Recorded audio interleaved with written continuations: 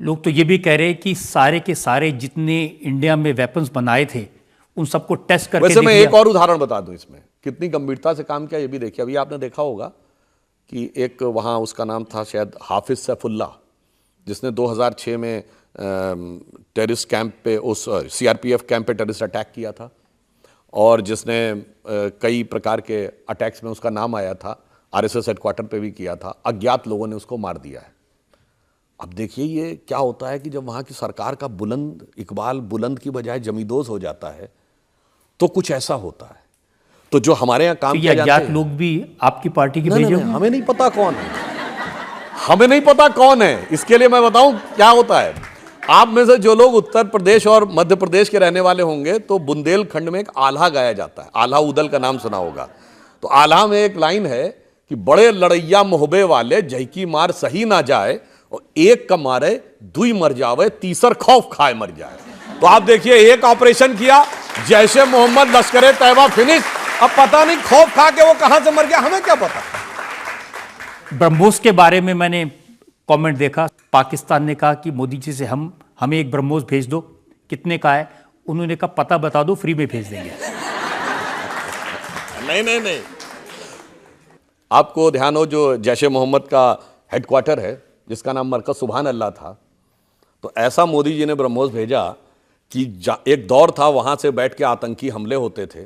दिल्ली, मुंबई, चंडीगढ़, गुवाहाटी, चेन्नई, लखनऊ, फैजाबाद, वाराणसी, जयपुर, सूरत, नागपुर, बताइए कोई ऐसा इलाका था जहां आतंकवादी हमले ना होते हो? आतंकवादी हमले होते थे और मरकज सुभान अल्लाह में बैठ के सुभान अल्लाह बोलते थे।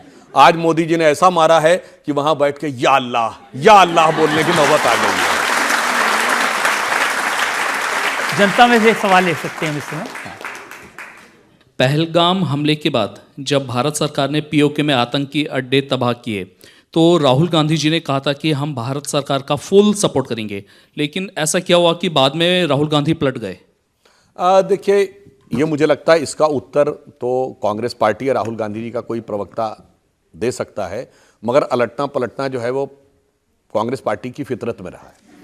और वैसे जिस दौर में उनकी दौरे हुकूमत थी तो फुल सपोर्ट नहीं करना था, केवल सेना जो करने को तैयार थी उस पर शांत रहना था।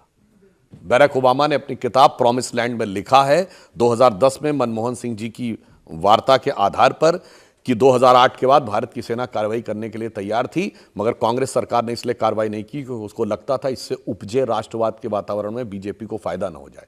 और राहुल गांधी जी तो वह व्यक्ति हैं जिन्होंने 15 जुलाई 2011 को उन्होंने कहा आतंकवाद को तो पूर्ण रूप से रोकना संभव ही नहीं है, it's impossible to stop terrorism at all the times. मगर आप देखिए मोदी जी की सरकार आने के बाद पूरे भारत में जो आतंकवाद होता था, दक्षिण कश्मीर के 4 जिलों तक उसको सीमित करने में सफलता हासिल की है। इसलिए मैं कहना चाहता हूं प्रधानमंत्री मोदी जी के लिए, कांग्रेस पार्टी से विरोध मत करो, अगर सपोर्ट करना है तो पूरी तरह सपोर्ट करो, मेरी हिम्मत को सराहो, मेरे हमराही बनो। मैंने एक शम्मा जलाई है हवाओं के खिलाफ।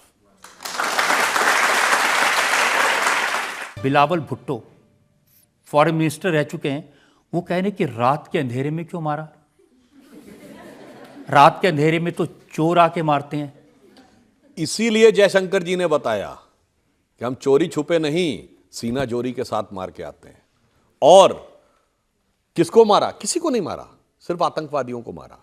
जो रक्षा मंत्री जी ने अपने वक्तव्य में बोला था श्रीनगर में, उन्होंने रामचरितमानस की सुंदरकांड की वह चौपाई कोट की थी कि जब अशोक वाटिका को उजाड़ा गया और हनुमान जी आए रावण के सामने, उन्होंने पूछा तुमने ऐसा क्यों किया? तो उन्होंने कहा जिन मोहि मारा तिन मोहि मारे, तही पर बांधे तने तुम्हारे। मैंने सिर्फ उनको मारा है जिन्होंने तुमको मारा है, जिन्होंने हमको मारा उनको मैंने मारा, जिन्होंने नहीं मारा उनको मैंने कुछ नहीं किया। अब एक और बात बताऊं, जो लोग कहते हैं ना थोड़ा रुके क्यों, अब देखिए रामायण से ही आप शिक्षा लीजिए। जब लंका दहन करके आए हनुमान जी और अशोक वाटिका उजाड़ के, तो हनुमान जी में ही शक्ति थी कि वही सब पूरा काम निपटा सकते थे, और ये सत्य भी है। जब सीता जी के सामने वो आते हैं और वो कहते हैं कि बस हम 1 महीने में आपको ले जाएंगे, तो वो कहती हैं कि भाई तो राक्षस तो बहुत बलवान है, बानर तो सब तुम्हारी तरह हैं। वो कहती है ना, है सुत कपि सब तुम्हें समाना, जात उधार अतिभट बलवाना, मोरे हृदय परम संदेहा। तो हनुमान जी क्या कहते हैं, सुनि कपि प्रकट कीन निज देहा। फिर वो देह क्या दिखाई थी, कनक भूधरा कार शरीरा समर भयंकर अतिबल बीरा। पहले दिखा दिया और फिर जानते क्या आखिरी वाक्य क्या बोला था, अब ही मां तुम्हें जाऊं लेवाई, अभी ले जा सकता हूं लंका को नष्ट करके, प्रभु आयस नहीं राम दोहाई। इससे हमारे प्रभु का, हमारी सेना का यश नहीं बढ़ेगा। तो हम सब कुछ अभी कर सकते थे, पर हमें यश भी पाना है, विजय भी पाना है।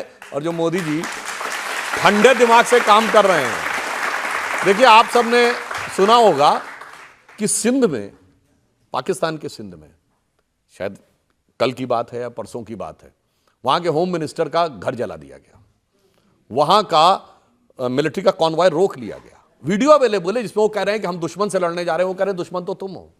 वहां ऐसे नारे लग रहे हैं, कल बना था बांग्लादेश आज बनेगा सिंधु देश। क्यों? आपको कारण पता है कि जो पानी रोका है ना, पानी रोकने से क्या हुआ है, अब उसमें एक बहुत टेक्निकल बात, लोग कहते हैं साहब डैम नहीं बना है, बिल्कुल डैम नहीं बना है, मगर इंडस सिटी में एक और काम यह किया है कि हाइड्रोलॉजिकल डाटा देना बंद कर दिया है।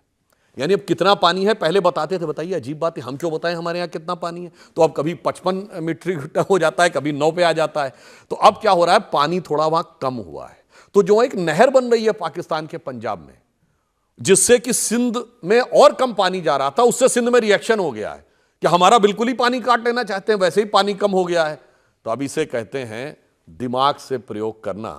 और इसीलिए मैं एक पंक्ति में कहूंगा कि दरिया का सारा नशा उतरता चला गया। जो मोदी जी ने किया, पानी कम हो रहा है ना, दरिया का सारा नशा उतरता चला गया, तू मुझको डुबाता रहा और मैं उभरता चला गया। और पाकिस्तान की सेना के लिए इसके आगे की लाइन है, वो पैर भी तो झूठ की करता चला गया, बस उसका चेहरा उतरता चला गया।